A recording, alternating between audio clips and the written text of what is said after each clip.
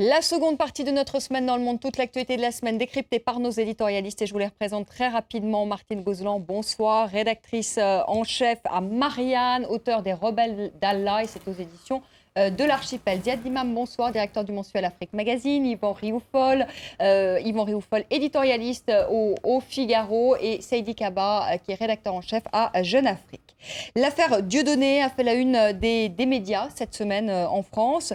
Fallait-il interdire les spectacles de l'humoriste qui partait en tournée alors qu'il tient des propos antisémites? Alors après moult rebondissements, le Conseil d'État a finalement tranché et interdit sa première représentation. C'était hier à Nantes. Interdiction également de sa représentation ce soir à Tours. Une victoire pour le ministre de l'Intérieur Manuel Valls. Écoutez-le, c'était ce vendredi à Quimper. C'est fini. C'est fini. Le temps où un personnage très lié à tous les groupuscules d'extrême droite, essayant de faire une synthèse nauséabonde entre toutes les formes d'antisémitisme, qui prône la haine du juif, c'est fini le temps de l'impunité. Yvan Rioufol, est-ce que c'est une victoire pour la démocratie ou est-ce que c'est au contraire une restriction à la liberté d'expression, comme l'affirme la Ligue des droits de l'homme ? Moi, je suis un ardent défenseur de la liberté d'expression et donc je n'approuve pas cette décision qui a été prise par le Conseil d'État, qui est une entorse à cette liberté d'expression, qui est vraiment un droit fondamental. Et je pense qu'on fait une grave erreur. Enfin, que cette jurisprudence, ce retournement de jurisprudence est un moment désagréable pour la démocratie, très franchement. Et je pense qu'il y avait d'autres angles d'attaque pour dénoncer naturellement l'antisémitisme de Dieudonné, qui ne fait aucun doute. Mais cet antisémitisme, il est porté depuis maintenant 10 ans. Et donc, on est en droit de s'interroger, de savoir pourquoi, aujourd'hui, alors qu'il y a tant de difficultés en France, le gouvernement, avec l'appui de François Hollande lui-même, est décidé d'hystériser, si je puis dire, d'hystériser, c'est même pas, c'est vraiment cela, d'hystériser cette question. Et moi, je suis de ceux qui pensent que l'antisémitisme se combat nez à nez, regard dans le regard, c'est-à-dire en dénonçant auprès de l'opinion ce qu'est ce personnage, ce qu'il dit, et quel est son public. Son public, ce n'est pas simplement, comme le dit le ministre de l'Intérieur, un public issu de l'extrême droite, c'est un public black, blanc, beurre, et d'ailleurs plus beurre et black que blanc, en tout cas dans sa clientèle parisienne. Et donc il faut s'interroger de savoir pourquoi cette haine de la Shoah, du sionisme, du juif, a une telle répercussion auprès de ce jeune public-là. Est-ce qu'on ne peut pas se poser la question, justement, peut-être que ce public-là a le sentiment aussi de temps en temps, et en tout cas il y a eu beaucoup d'articles de presse là-dessus, c'est-à-dire qu'il y a le sentiment d'un deux poids, deux mesures, c'est-à-dire qu'on est extrêmement ferme pour tout ce qui touche à l'antisémitisme et tout ce qui touche à l'islamophobie, aux actes racistes, aux actes, qu'on est peut-être un peu plus faible, en tout cas moins ferme qu'on l'est pour le combat contre l'antisémitisme, et qu'il y a un sentiment d'un deux poids, deux mesures, et c'est peut-être ce sentiment-là qu'a cette jeunesse. Il y a peut-être un problème qui pourrait être posé et débattu dans ce que dit Dieudonné, c'est possible, mais la manière dont il le dit est insupportable. Donc il n'y a pas à tergiverser pour savoir si ce qu'il dit est vrai ou pas, ou est plausible ou pas, ou est défendable ou pas. C'est indéfendable. Mais simplement, je pense que c'est une mauvaise manière que de lui faire boucler le bec, si je puis dire, car il passe là pour une victime, d'abord.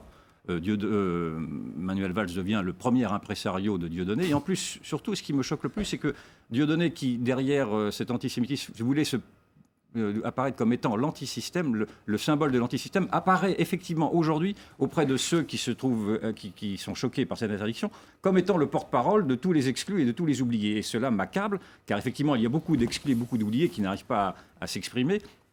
Et je trouve que c'est lui faire un cadeau royal que de le mettre aujourd'hui en tant que symbole de cette France bâillonnée. Ziad Limam, est-ce que vous, cette interdiction vous a choqué? Vous êtes dit que c'est une atteinte à la liberté d'expression. Vous dites non. Finalement, il a été condamné à plusieurs reprises pour antisémitisme. Il dit des choses atroces on entend dans ses spectacles, et donc interdisons-le. Je suis comme Yvan, je trouve que c'est une jurisprudence en plus qui va être extrêmement complexe à appliquer parce qu'elle va être revendiquée par toutes sortes de gens. J'ai vu déjà défiler des tweets de catholiques très catholiques, très actifs, qui disent « J'espère qu'on pourra utiliser la jurisprudence du Conseil d'État pour les films antichrétiens, pour les affiches antichrétiennes, pour les... » etc. Donc c'est une jurisprudence qui ouvre malgré tout une porte à une utilisation qui peut se faire à la tête du client et en fonction des affaires. Donc ça, je trouve que c'est compliqué. Et que le principe général, c'est la liberté d'expression et qu'il suffisait peut-être de le laisser aller à Nantes, de mettre un huissier dans la salle, de prendre les 3 déclarations antisémites et de lui coller une interdiction par la suite, peut-être, j'en sais rien. Mais j'ai trouvé que l'interdiction à l'avance est un problème un peu complexe qu'on connaît aussi dans la presse, qu'on connaît dans d'autres sortes de sphères, espèce de truc avant que vous ne le disiez. Moi, je pense qu'il faut le dire et puis après, on sanctionne. Après, sur le cas de Dieudonné, moi, ça me pose un véritable problème parce que ce bonhomme, sous prétexte d'antisystémisme et même d'antisionisme, est en train d'embrigader toute une génération de jeunes... Et là, j'accepte ce que dit Yvan, même si je pourrais le nuancer, toute une génération de black, blanc, beurre ou beurre black en les emmenant sur une contestation qui est totalement fausse. C'est-à-dire, c'est pas parce qu'on va faire Shoah ananas ou on va faire je sais pas quoi que la situation des blacks ou la situation des beurs dans ce pays va s'améliorer. Et donc, il les entraîne dans un faux combat, il crée un espèce de mythe de l'antisystème et on perd un temps fou en termes d'intégration parce que ces types nous entraînent dans des impasses. Et donc, je n'ai aucune compassion pour le personnage, que ce soit pour l'antisémitisme ou que ce soit pour ce qu'il fait peser sur ces jeunes qui sont quand même un peu à la recherche de quelque chose, et on a ces anti-rôle modèles qui prennent la place. Et le fait que tout ça est hystérisé aussi, je suis un petit peu d'accord pour une fois, alors là, ça nous arrive. C'est la première fois que ça arrive. C'est pas possible. C'est pas possible. Que se passe-t-il ce soir ? Qu'est-ce qui se passe ? Ça donne cette petite touche. Oui, je suis anti-système. Oui, quelque part, j'ai raison, alors qu'il a tort de A à Z et qu'il dit des choses qui sont imprononçables. Et voilà, et donc c'est vraiment... Bon, d'un autre côté, Manuel Valls, si on peut faire 5 minutes de politique française, gagne ses paris successivement depuis quelque temps et il s'impose comme aussi... Peut-être des victoires à la Pyrrhus. Oui, c'était un peu la même technique que Nicolas Sarkozy. Hein. On crée... Je ne vais pas dire à nouveau que je suis d'accord avec vous, mais je le suis aussi. C'est incroyable ce soir. C'est à noter, cette émission. Embrassons-nous, Yvan Riofol et Ziad Imam sont d'accord. Martine Gozlan, vous, qu'en pensez-vous ? Est-ce que vous pensez que c'est une atteinte à la démocratie ? Vous pensez que d'interdire comme ça des spectacles au préalable avant même qu'ils ne soient joués, est-ce que ça vous pose problème ? Je ne vais pas mélanger tous les degrés. Hein. Pour moi, Dieudonné est un personnage absolument nauséeux. Ce qui se prononce sur scène, mais depuis des mois, depuis des années, est quelque chose d'absolument infâme. Que ce discours de haine du juif, qui revient, qui draine tous les vieux stéréotypes, qui ont conduit aux persécutions que l'on sait, et dont on veut traîner finalement les souffrances, la mémoire dans le rire, dans un rire qui est incompréhensible, et que ça morde sur de plus en plus de gens, c'est un véritable problème. Je refuse de dire absolument que la France est antisémite. Simplement que le nauséeux Dieudonné, effectivement, se pose aujourd'hui en victime d'une atteinte à la liberté d'expression, c'est atroce, c'est absolument infâme, que la mesure prise par Daniel Valls soit vraiment efficace, j'en doute. C'est depuis des années qu'il fallait agir. Il a été condamné à de nombreuses reprises. On a révélé que son insolvabilité était organisée. Il n'a jamais payé ses amendes. Il n'a jamais payé, mais il y a eu des transferts d'argent absolument phénoménaux vers le Cameroun. C'est-à-dire qu'on avait tout le système en main pour vraiment... contraindre cet individu qui n'est pas un humoriste, qui joue avec la haine, qui joue avec ce qui, depuis des années, dégrade les relations entre les communautés en France. Enfin, il faut le dire, il y a quand même une haine du juif qui est propagée, qui est une diabolisation d'Israël qu'on comprend mal, puisque Israël, la politique de son gouvernement est blâmable. Je n'ai cessé de la dénoncer. Nous ne cessons de la dénoncer à Marianne. Autant la diabolisation d'un État est absolument atroce, et de son peuple. Donc il joue avec tout ça, mais cette mesure elle est contre-productive, parce que ça en fait, voyez-vous, dans les questions qui sont posées ce soir, ça en fait un martyr de la liberté d'expression, une atteinte à la démocratie. Non, il fallait lui couper l'herbe sous le pied tout de suite, et puis s'interroger sur cette haine du juif qui lamine certains publics. Je crois qu'on est à peu près d'accord tous sur le fait qu'on a essayé d'appliquer une mauvaise solution à un vrai problème. Il y a un vrai problème Dieudonné avec les idées, avec la mobilisation, avec ce personnage qui peut fréquenter Jean-Marie Le Pen, qui prétend défendre la cause des minorités. Donc il y a un vrai problème Dieudonné. Mais la solution qu'on a choisie, c'est d'interdire son spectacle à l'avance, alors que la jurisprudence constante a été jusqu'ici, de constater a posteriori les manquements. Ça, c'est un vrai problème. Et l'autre problème aussi, c'est que, comme on l'a vu au Zénith, c'est quand même 6000 personnes qui ont tenté de venir assister à ce spectacle. Il faut s'interroger. Toutes ces personnes qui étaient là ne sont pas des personnes antisémites, ne sont pas forcément... Donc, il y a Ce sont aussi... des antisystèmes contre la classe politique, contre les médias. Et Dieudonné joue là-dessus. Aujourd'hui, le fait qu'on ait mobilisé près de 3 ministères pour cette affaire Dieudonné, le ministère de l'Intérieur, le ministère de la Justice, le ministère du Budget, pour faire un contrôle fiscal, déclencher tout l'appareil d'État, donne au Dieudonné des arguments pour dire que voilà, parce que j'ai fait ça, le système s'est mis en branle contre moi, et de ce point de vue, ça va lui permettre d'engranger encore d'autres soutiens. Et là, de ce point de vue, ce qui a été fait est relativement contre-productif. Oui. Il y a un problème en amont, en arrière de tout ça, c'est aussi le fait que les paroles extrêmes se sont libérées dans nos sociétés.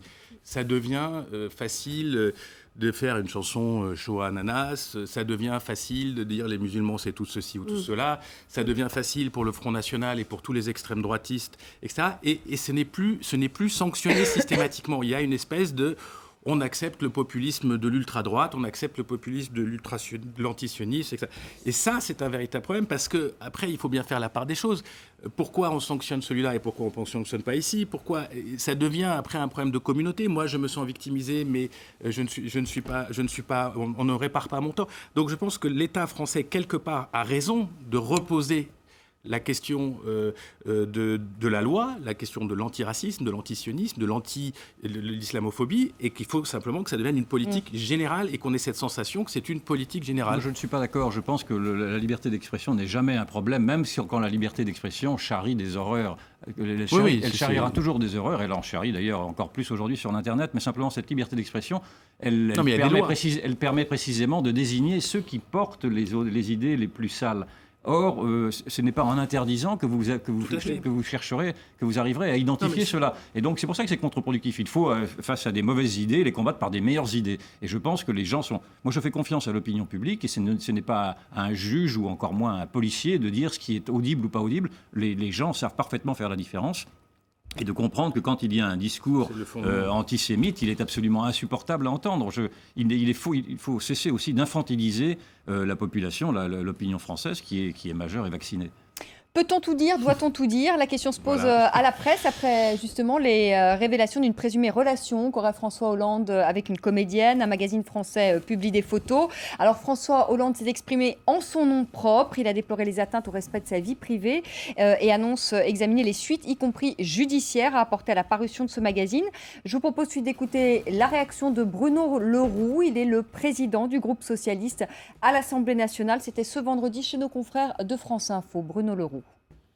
C'est une affaire qui pour moi est totalement privée. D'ailleurs, la politique ne se fait pas dans la presse poubelle. Je ne vois pas en quoi aujourd'hui, comme ça, je devrais commenter une affaire qui est une affaire totalement privée et une affaire sur laquelle le président de la République a raison de dire qu'il entend y donner suite. Céline Kaba, ça vous gêne que le président de la République soit finalement considéré, traité comme un people, comme un autre, que ce soit comme un acteur, un chanteur? Je crois que le président de la République n'est pas n'importe quel citoyen. Ce qui touche le président de la République, même à titre privé, est une information qui peut intéresser les gens. De ce point de vue, moi, je ne pense pas blâmable que l'on évoque même des aspects de la vie privée du président. En l'occurrence, moi, je ne trouve pas condamnable le fait que ce confrère ait évoqué ce sujet. Parce que pour moi, le président de la République... C'est le président de la République. Est-ce que ça ne désacralise pas justement la fonction un peu? Non, il y a un comportement éthique, il y a un comportement moral que le président de la République doit avoir. Ça, c'est mon opinion de ce point de vue. Je suis plus proche de la culture anglo-saxonne ou aux États-Unis, par exemple. On est très regardant sur les infidélités des personnes publiques que ici où on peut dire oui, mais il peut avoir 5-6 maîtresses, c'est sa vie privée, ça le regarde. Moi, je ne suis pas dans cette posture. Yvan Rioufol.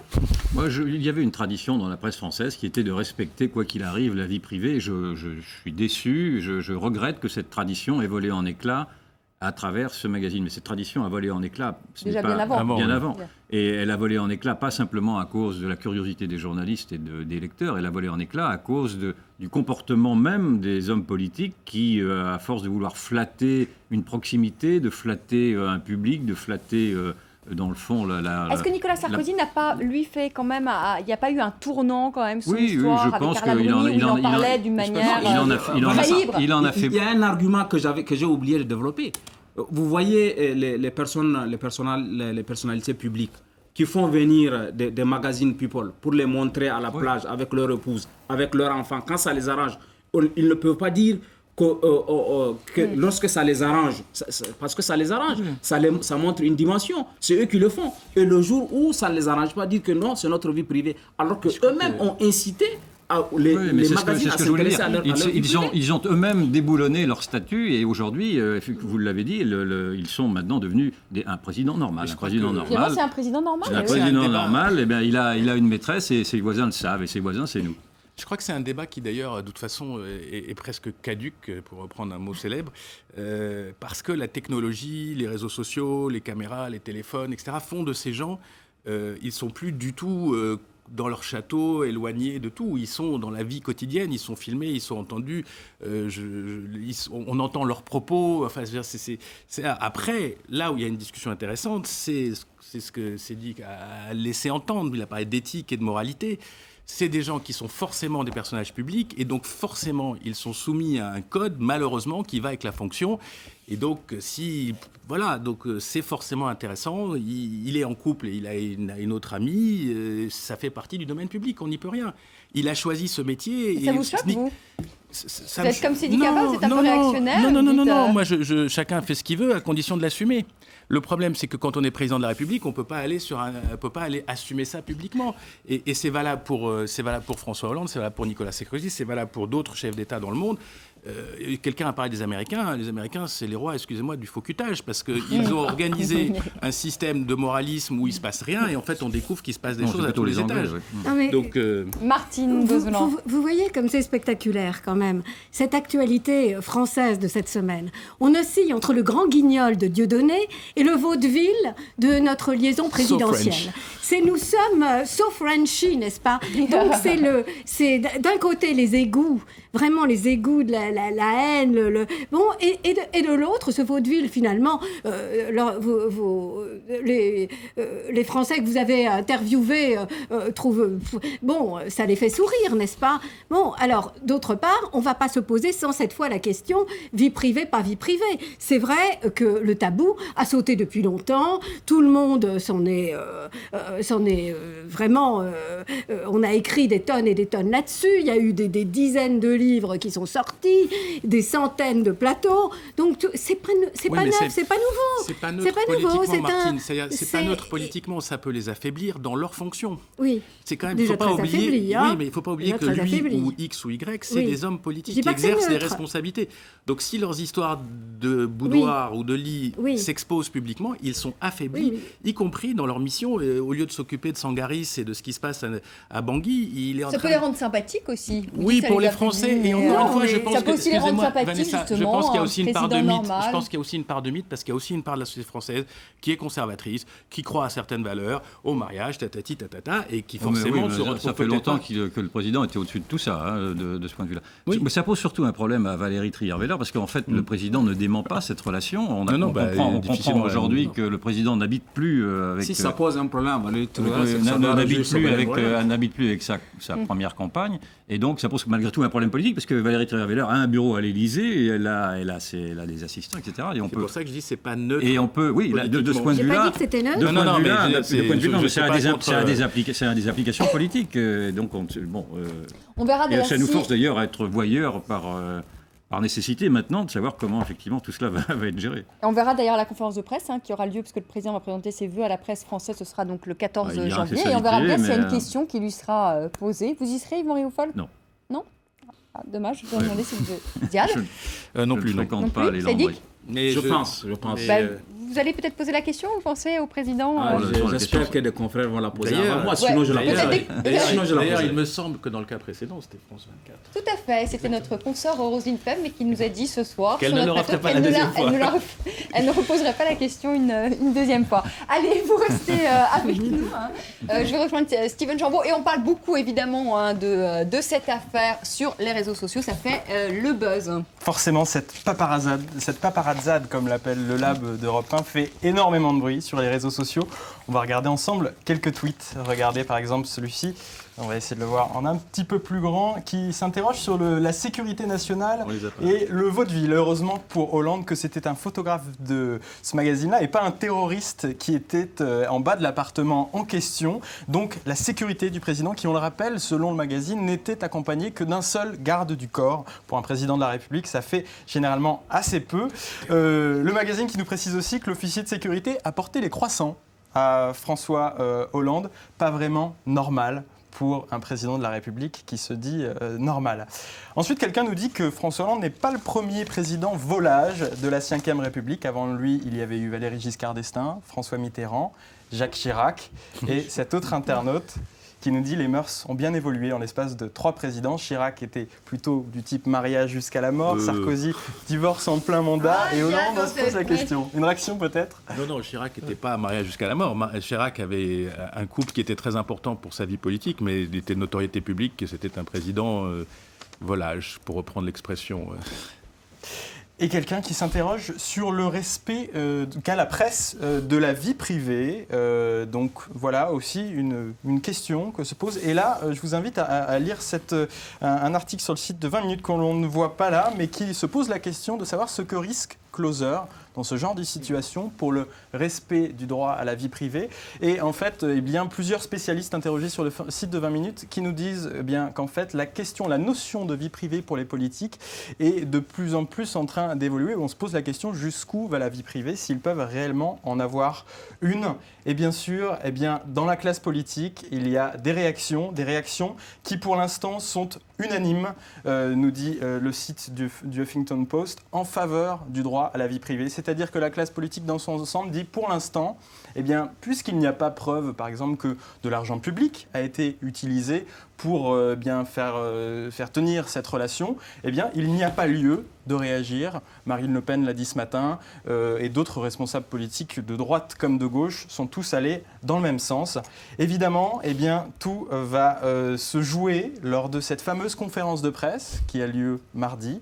Et là, sans faire de politique de comptoir, on peut se poser la question de savoir si la question va être posée, forcément, elle va lui être posée, va-t-il y répondre ? On ne peut pas encore le dire. Mais on se rappelle qu'en janvier 2008, Nicolas Sarkozy avait dit avec Carla, c'est du sérieux. Est-ce qu'on imagine François Hollande dire que c'est du sérieux ? Non, je pense que François Hollande ne répondra pas à cette question et il aura raison. Merci à tous les 4 d'avoir participé à cette semaine dans le monde. Je voulais vous montrer cette image, je crois qu'on a le temps encore. C'est de Yaya Touré, il a reçu, Seydi Kaba, il a reçu le Ballon d'Or africain, meilleur joueur africain de l'année. Je ne sais pas si on a l'image, voilà, c'était hier à Lagos, au Nigeria. Et pour la 3e fois d'affilée, Seydi Kaba, il l'a reçu. Tout à fait. Et il s'apprête à aller à la Coupe du Monde au Brésil. Son pays, la Côte d'Ivoire, est qualifié avec. C'est une des chances dans un groupe très difficile, mais c'est une des meilleures équipes du continent. Voilà, c'était l'homme de la semaine, Yaya Touré.